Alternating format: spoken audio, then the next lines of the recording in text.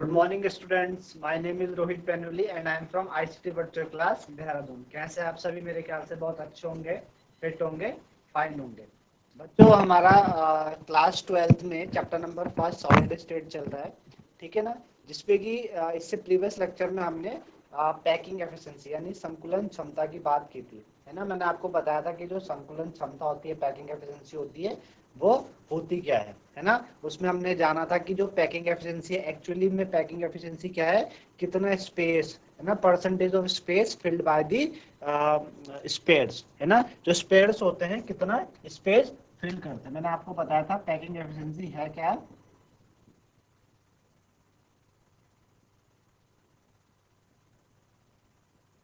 Packing efficiency के बारे में बताया था आपको, percentage of total space, percentage of total space filled by the spares। जो स्पेयर्स होते हैं, है ना, वो कितना स्पेस क्या करते हैं, ऑक्यूपाई करते हैं, ठीक है ना। Percentage of total space filled by the spheres. आपने देखा है कि जैसे कि हम सिंपल क्यूबिक में ले लीजिए, तो सिंपल क्यूबिक की हमने पैकिंग एफिशिएंसी संकुलन क्षमता हमने निकाली थी। तो हमने क्या किया था, हमने बताया था कि उसके जो एटम्स होते हैं वो कहाँ पे लोकेटेड है, कॉर्नर्स पे लोकेट है। तो जब एटम कॉर्नर पे लोकेट है तो कॉर्नर पे लोकेट होने की वजह से उन्होंने पूरे क्रिस्टल में कितना स्पेस ऑक्यूपाई किया हुआ है, उसका कितना परसेंटेज है ना, उसका कितना परसेंटेज है, वो क्या कहलाएगी, आपकी पैकिंग एफिशिएंसी संकुलन क्षमता कहलाती है। निकालते कैसे थे बच्चों पैकिंग एफिशिएंसी निकालने का? मैंने आपको तरीका बताया था। पैकिंग एफिशिएंसी निकालने का आपको तरीका बताया था कि किस तरीके से आप पैकिंग एफिशिएंसी निकाल सकते हैं। आपको क्या करना है, क्या फॉर्मूला है पैकिंग एफिशिएंसी निकालने का, कि volume of total number of atom, volume of total number of atoms, ठीक है ना। कितने जो एटम्स है उनका volume upon volume of cubic unit cell, volume of cubic unit cell, है ना, इनटू 100।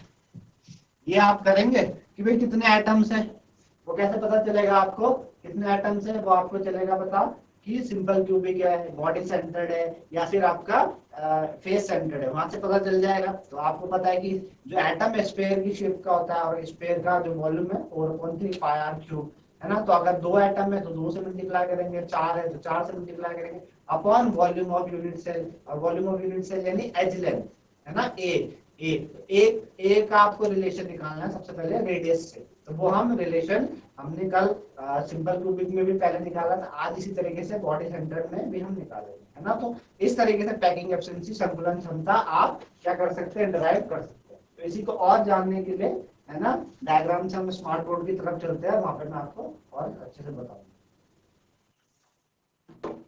ठीक है।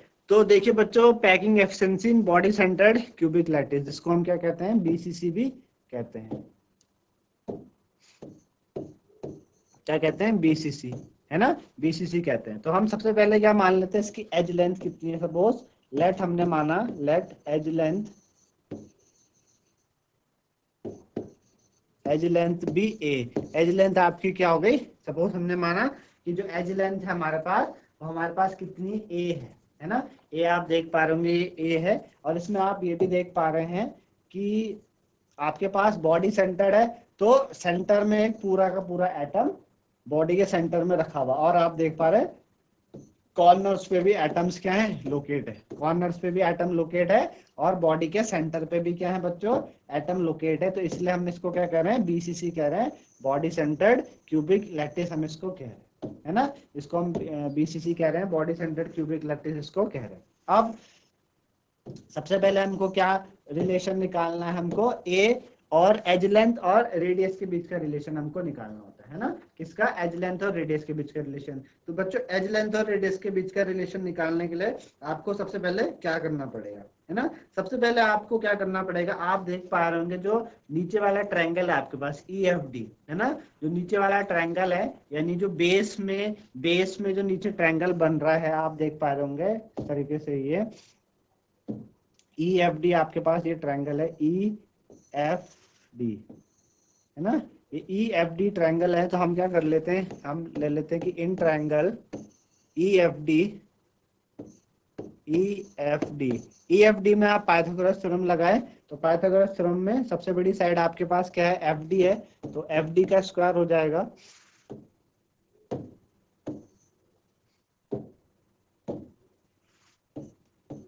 FD का स्क्वायर इज इक्वल टू बच्चों EF का स्क्वायर प्लस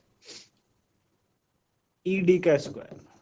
ठीक है ना। तो देखिए FD कितना है, FD आपके पास क्या है, ये आपके पास क्या है, डायगोनल बन रहे हैं यहाँ पे, है ना, B, तो क्या हो जाएगा B का square is equal to EF, आपके पास EF क्या है, एज लेंथ है A हमको दे रखा है, प्लस ED भी आपके पास एज लेंथ है A, तो यानी आपके पास B स्क्वायर कितना हो गया बच्चों, 2A स्क्वायर, B स्क्वायर हो गया 2A स्क्वायर, और B कितना आ जाएगा बच्चों, अंडर रूट करोगे 2A स्क्वायर का, है ना, तो A स्क्वायर बाहर आ जाएगा A की फॉर्म में, और √2 ऐसी रहेगा, तो B की वैल्यू कितनी आ गई, √2A, है ना, B की वैल्यू कितनी आ गई, B की वैल्यू आपके पास कितनी आई, √2A आई आपके पास।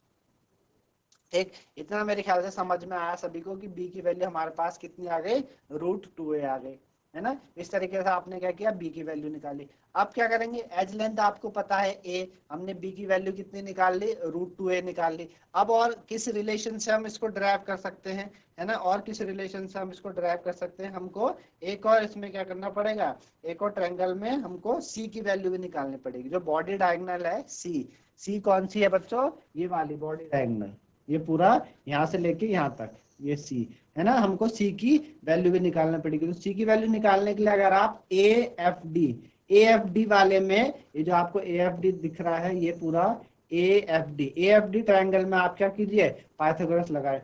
AFD में आप अगर पाइथागोरस लगाओगे in triangle AFD,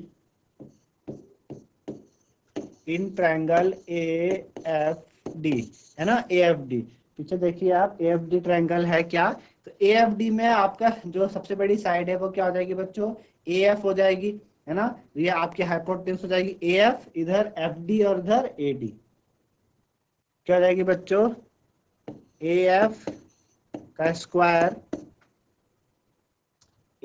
square is equal to FD square plus AD square, FD square plus AD square. ठीक है, तो AF आपके पास C है, C का स्क्वायर, FD देखिए क्या है, FD आपके पास क्या है, FD आपके पास B है, B का स्क्वायर, ठीक है, और प्लस AD आपके पास एज लेंथ है A का स्क्वायर, है ना, तो C square is equal to B square की वैल्यू आपने पीछे निकाली, देखिए B स्क्वायर की वैल्यू कितनी है, 2A स्क्वायर है, कितनी है, 2A स्क्वायर, है ना, और प्लस A स्क्वायर, तो कितनी हो जाएगी ये बच्चों, ये हो जाएगी आपके पास 3A स्क्वायर। ठीक है ना, तो C कितना आ जाएगा आपके पास, √3A स्क्वायर, यानी कितना हो जाएगा आपके पास, √3 स्क्वायर यानी √3, और A का स्क्वायर A बाहर आ जाएगा। इस तरीके से आपने देखा कि हमारे पास कितना आया, C की जो वैल्यू आई AF, C की वैल्यू कितनी आई, √3 है, B की वैल्यू हमारे पास कितनी है, √2A है, और C की वैल्यू हमारे पास कितनी है, √3A है। अब आप देखेंगे जो C है, यहाँ पे आप ध्यान से देखिए, C क्या है, पूरा बॉडी डायगोनल है ना, इस बॉडी पे डायगोनल है। अब देखिए C का पूरा एक एटम इसमें क्या है, पूरा एक एटम अरेंज्ड है ना, अगर हम इसको बोले कि यहाँ पे सेंटर पॉइंट है, अगर आपको बोलूं ये वाला पॉइंट क्या है, ये सेंटर पॉइंट है, ठीक है ना, ये सेंटर पॉइंट है, तो यहाँ से लेकर इतना ये R हो जाएगी रेडियस, और बाकी बची इतनी भी, ये भी R हो जाएगी रेडियस, है ना, तो पूरा तो C का पूरा डायमीटर आपको, मतलब इस पे पूरा एटम आ रहा है, जो C का है वो पूरा एटम यहाँ पे इंक्लूड हो रहा है ना, तो पूरी डायमीटर इसकी आ जाएगी। लेकिन जो ये वाला है, जो ये वाला एटम है, ये वाला, इसका तो सिर्फ कितना, F से लेके आएगा, यानी ये रेडियस इतनी पार्ट आएगी R, और इसका इतना पार्ट, ये भी इतना आएगा R, तो टोटल आप अगर गिनना चाहें AF, अगर आप देखें जो AF है, AF कितना हो जाएगा बच्चों, R plus R plus R कितना हो जाएगा, 4R, AF की वैल्यू कितनी आ जाएगी, 4R आ जाएगी। AF कितना है, C है, AF कितना है, C है, तो हम बोल सकते हैं 4R इज इक्वल टू कितना हो जाएगा, √3A, है ना, √3A, तो A का जो मान है, A की जो वैल्यू है वो कितनी आ जाएगी, 4R अपॉन √3, A की मान कितना आ जाएगी, 4R अपॉन √3। ये काफी इंपॉर्टेंट रिलेशन है, क्यों? क्योंकि इसी की मदद से आप क्या कर पाएंगे, आप वॉल्यूम निकाल पाएंगे, है ना। जो आपको ए क्यूब चाहिए, वॉल्यूम चाहिए, वो आप निकाल पाएंगे, है ना। आपको पता है कि आपको क्या चाहिए होते हैं फॉर्मूले में, volume of cubic unit cell, volume of cubic unit cell. Cubic unit cell का आपको वॉल्यूम चाहिए तो कितना होता है बच्चों, ए क्यूब होता है। ए क्यूब, ए क्या वैल्यू आपने निकाल ली है in terms of radius. In terms of radius हम क्यों निकाल रहे हैं, क्योंकि जो ऊपर स्पेयर है ना, स्पेयर है, वो उसमें भी जो वॉल्यूम आता है वो क्या आता है 4/3 पाई आर क्यूब आता है, रेडियस उसमें इंक्लूड होती है। तो इसलिए हम जो ए और रेडियस के बीच का रिलेशन निकालते हैं, और काफी इंपॉर्टेंट रिलेशन है ये आपका यूज होने वाला है आगे न्यूमेरिकल्स में भी, ठीक है ना। इस तरीके से आपने क्या किया, ए और उसके बीच का रिलेशन निकाला, है ना। तो ए का भी हमारे पास आ गया। अब पैकिंग एफिशिएंसी आपको निकालनी है, तो पैकिंग एफिशिएंसी कैसे निकालेंगे, इतना पहले ध्यान से देख लीजिए हमने क्या किया। हमने सबसे पहले EFD ट्रायंगल में बी की वैल्यू निकाली, कितनी आई, √2a आई। फिर AFD ट्रायंगल में हमने सी की वैल्यू निकाली, कितनी आई, √3a आई। हमें पता है सी क्या है, पूरा डायगोनल है, बॉडी डायगोनल, जिसकी वैल्यू कितनी हो जाएगी 4r। 4r जब सी की वैल्यू √3a भी है और 4r भी, दोनों को इक्वेट करेंगे, वहां से a और r के बीच में रिलेशन ये आया, जिससे कि हमने क्या निकाला, वॉल्यूम निकाला क्यूबिक यूनिट सेल का। अब हमें पैकिंग एफिशिएंसी निकालनी है, तो फॉर्मूला पुट कर दीजिए पैकिंग एफिशिएंसी का, है ना। तो किस तरीके से आप फॉर्मूला पुट करेंगे पैकिंग एफिशिएंसी का। अच्छा, उससे पहले कि ये जो BCC स्ट्रक्चर है, ये जो BCC है, body centered cubic unit cell, इसमें टोटल नंबर ऑफ एटम कितने होते हैं, टोटल नंबर ऑफ एटम कितने होते हैं बच्चों, 2r, है ना। BCC में टोटल नंबर ऑफ एटम कितने होते हैं, टोटल नंबर ऑफ एटम आपके 2 होते हैं, टोटल नंबर ऑफ एटम 2। तो पैकिंग एफिशिएंसी,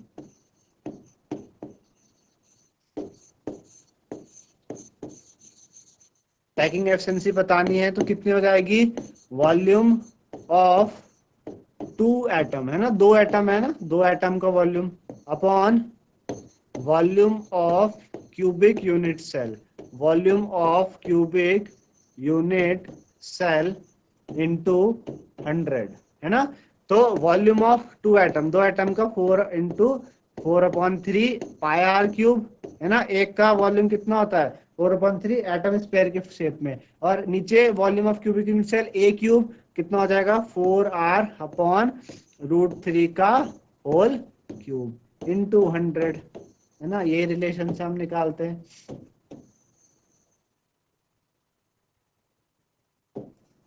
इसी रिलेशन से निकाला जाता है बस। तो आप इसको सॉल्व कर लीजिए, और 4 इंटू ये जाएगा 4 पाई आर क्यूब, ठीक है। नीचे आप देखो ये जो 3 है वो नीचे आ जाएगा, और ये कितना आ जाएगा 4 का क्यूब कितना होता है 4 4 जा 16, 16 4 जा 64 आर क्यूब, ठीक है। और नीचे आपका क्या है ये √3 का क्यूब, √3 को आप 3 बार मल्टीप्लाई करोगे तो 3√3 हो जाता है ना, इंटू 100।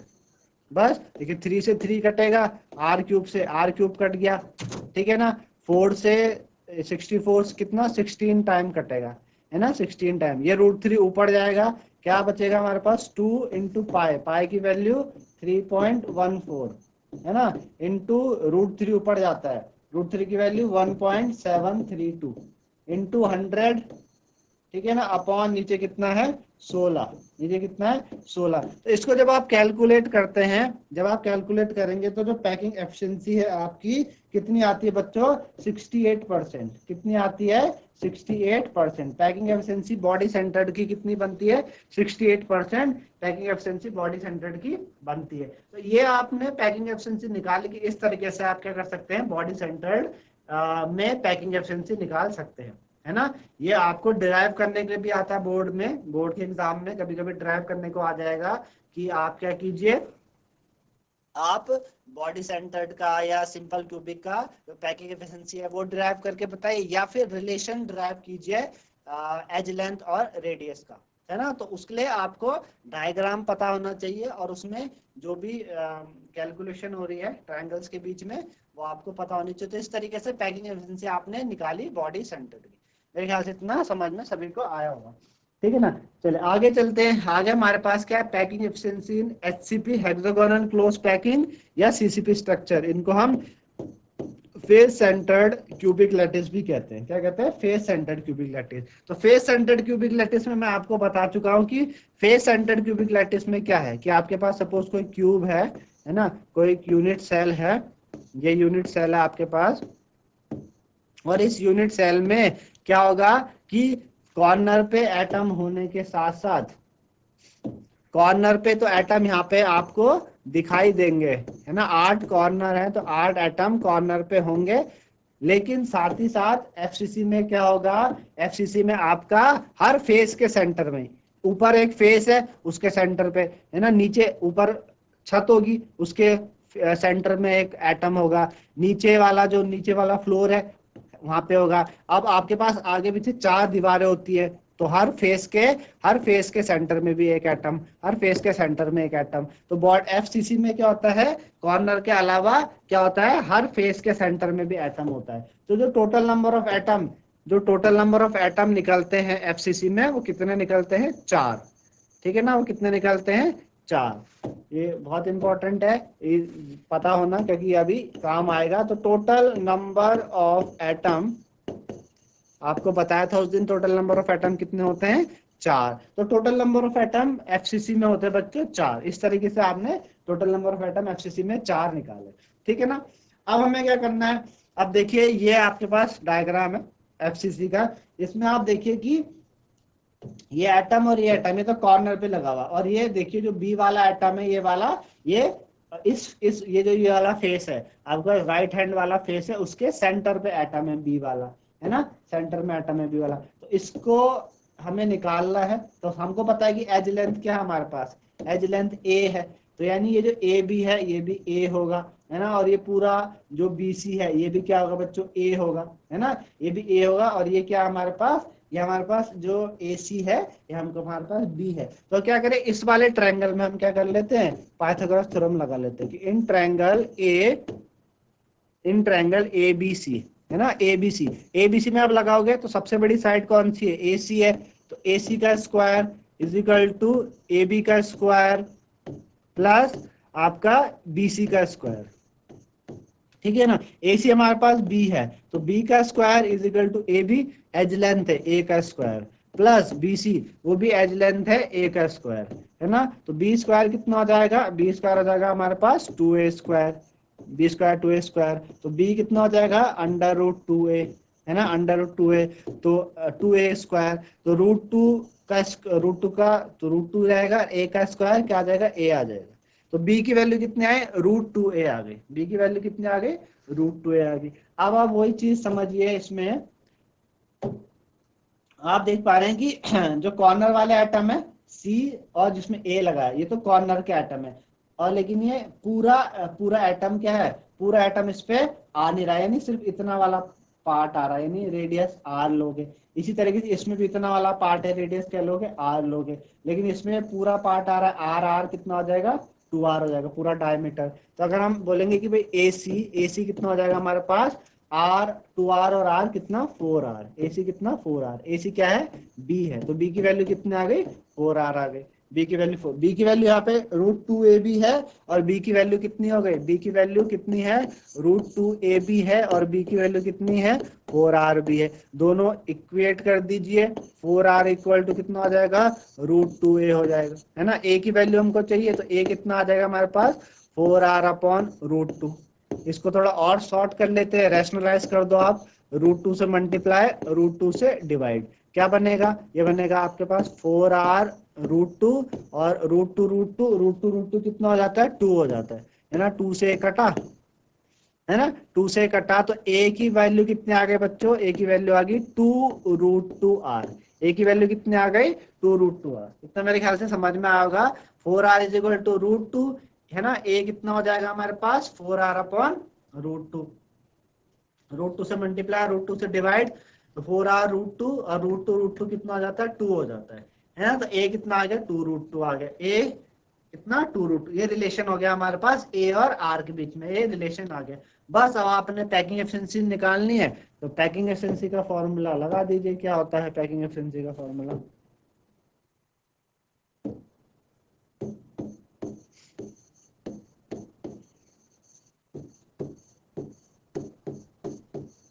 Packing efficiency. तो पैकिंग एफिशिएंसी का फॉर्मूला क्या होता है बच्चों, वॉल्यूम ऑफ, कितने एटम है एफसीसी में, मैंने पीछे बताया था आपको एफसीसी में कितने एटम होते हैं,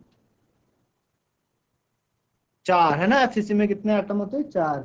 तो कितना जाएगा, वॉल्यूम ऑफ 4 एटम, ठीक है ना, upon volume of unit cell, cubic unit cell, volume of cubic unit cell into 100, ठीक है ना। तो 4 एटम है। अच्छा, इसका वॉल्यूम आप निकालोगे, वॉल्यूम निकालोगे यूनिट सेल का, क्यूबिक यूनिट सेल का अगर आप वॉल्यूम निकालो कितना होता है, ए क्यूब, यानी 2√2r का होल क्यूब, है ना, होल क्यूब हो जाएगा। तो 4 का कितना हो गया बच्चों, 4 इंटू 1 का कितना होता है, 4/3 पाई आर क्यूब, अपॉन पूरे का 2√2r का होल क्यूब, 2√2r का होल क्यूब इंटू 100, है ना। तो कितना हो जाएगा, देखो इसको आप करोगे 4 into 4 pi r cube upon ये 3 नीचे जाएगा, 2 का क्यूब कितना होता है 8, 2 का क्यूब 8, √2 का क्यूब करोगे तो √2 का क्यूब, 2 का क्यूब कितना हो गया 8, √2 का क्यूब करोगे तो √2 2 यानी 2√2, कितना 2√2 इंटू आर क्यूब, है ना, और जो 3 है वो भी नीचे आएगा इंटू 100, बस आर क्यूब से आर क्यूब काटो, ठीक है ना। और ये है 8 दूनी 16, तो 16 से 16 कट गया, बचा क्या, बचा ऊपर पाई, पाई की वैल्यू 3.14 इंटू बचा कितना 100 बचा, और नीचे कितना बचा √2 इंटू 3, √2 की वैल्यू कितनी थी 0.414, है ना, इंटू 3। तो आप कैलकुलेट करते हो, जब आप कैलकुलेट करोगे तो जो पैकिंग एफिशिएंसी है आपकी एफसीसी स्ट्रक्चर्स की वो कितनी निकलती है बच्चों, 74%। कितनी, 74%, 74% पैकिंग एफिशिएंसी आती है एफसीसी स्ट्रक्चर्स की, ठीक है ना। तो 74% एफसीसी स्ट्रक्चर की पैकेज एफिशिएंसी आती है, यानी 74 स्पेस परसेंट उन्होंने क्या किया हुआ है, ऑक्यूपाई किया हुआ है, किसने, देखिए उसमें कितनी थी, सिंपल क्यूबिक में आपने देखा होगा,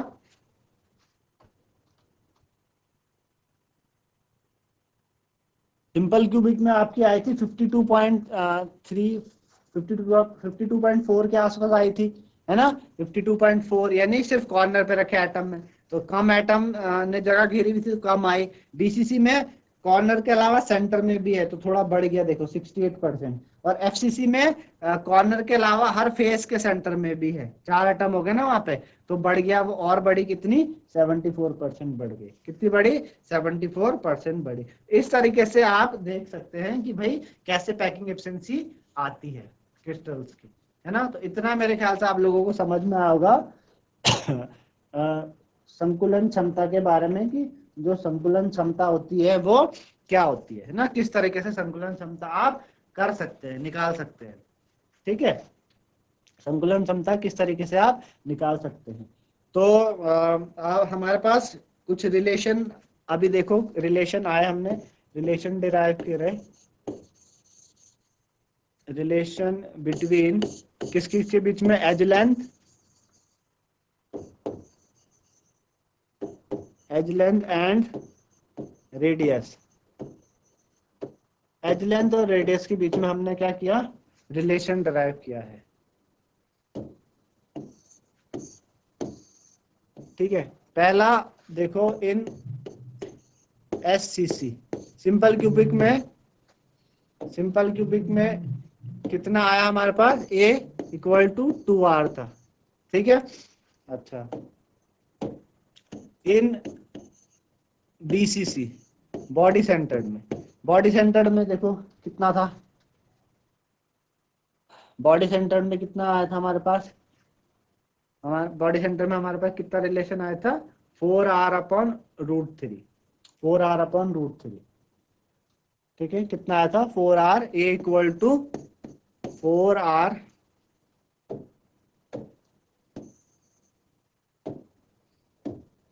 A इक्वल टू कितना आया था 4r/√3 आया था, है ना। अच्छा, और फिर हमारे पास इन एफसीसी, इन एफसीसी। एफसीसी में कितना आया था हमारे पास, ए इक्वल टू 2√2r, है ना, ए इक्वल टू 2√2r अभी निकाला आपने पीछे, देखो ए इक्वल टू 2√2r। ये तीन रिलेशन आए हमारे पास एससीसी में, बीसीसी में और एफसीसी में, है ना। काफी इंपॉर्टेंट रिलेशन है, इनके बीच में क्वेश्चन भी बनते हैं, क्वेश्चन कराते हैं आपको एक इसका, जिससे थोड़ा और समझ में आ जाए कि किस तरीके से ये होगा, है ना। चलिए,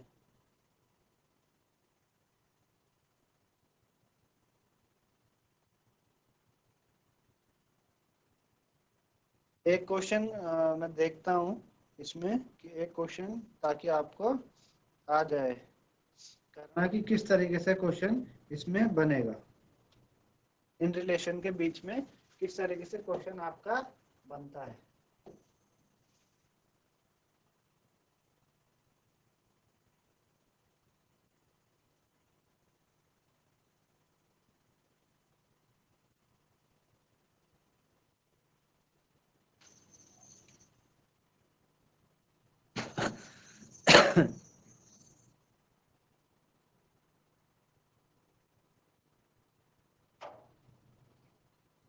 देखो क्या क्वेश्चन है, क्वेश्चन है आपके पास,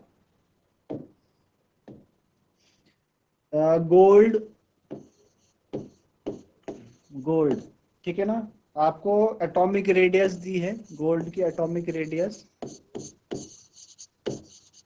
गोल्ड की एटॉमिक रेडियस कितनी है हमारे पास, 0.144, 0.144 nm, है ना, nm है। Crystallises,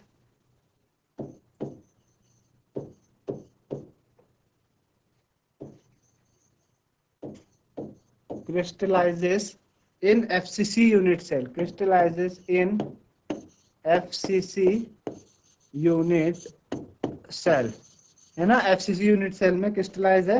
what is the length of the side of the cell, what is the,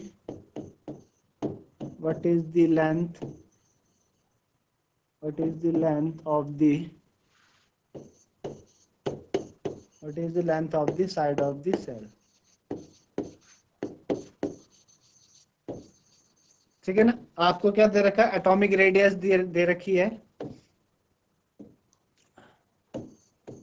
atomic radius are की वैल्यू दी है कितनी, 0.144 nm दी है आर की वैल्यू, ठीक है ना। और एफसीसी स्ट्रक्चर है, एफसीसी है, ठीक है ना, एफसीसी है।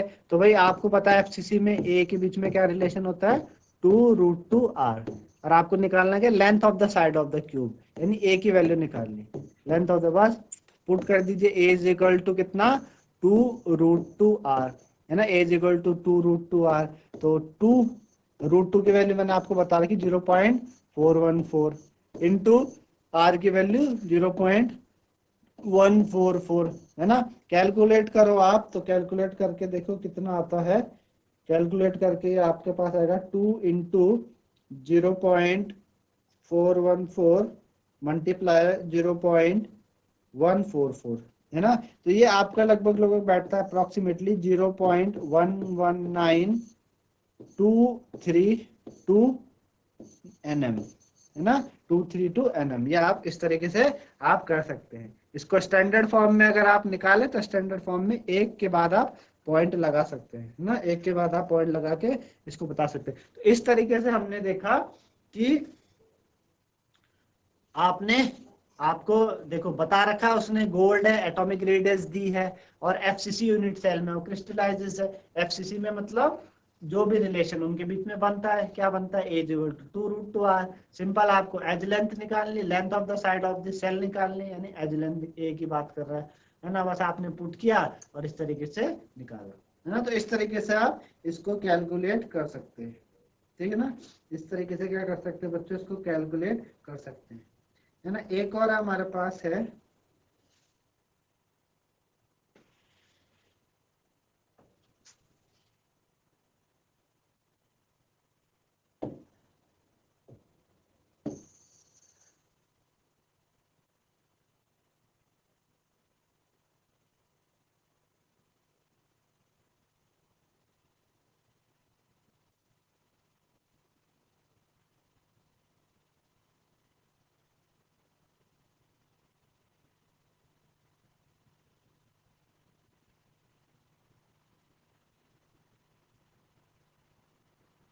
ठीक, एक और क्वेश्चन है हमारे पास, क्या है, एल्यूमिनियम, ठीक है ना, aluminium crystallises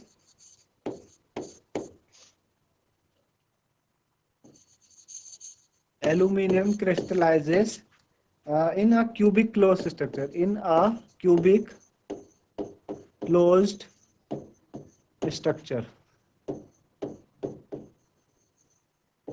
cubic closed structure है ना, CCP। मेटालिक रेडियस दिया है, इट्स मेटालिक रेडियस,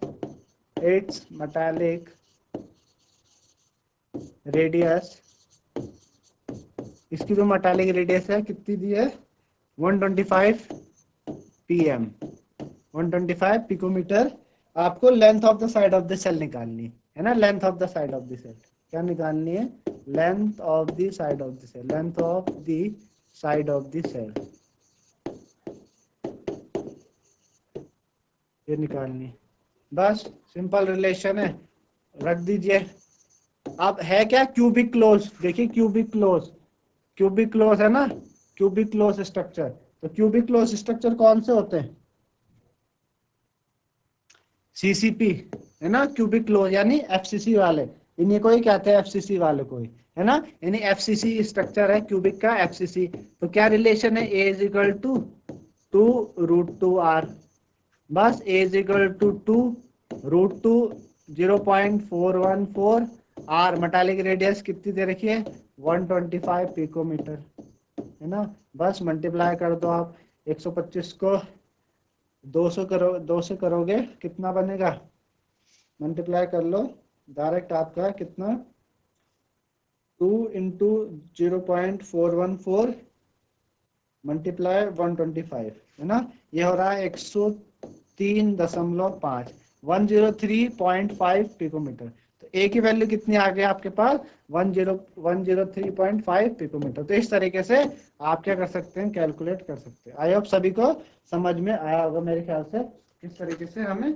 कैलकुलेट करना है।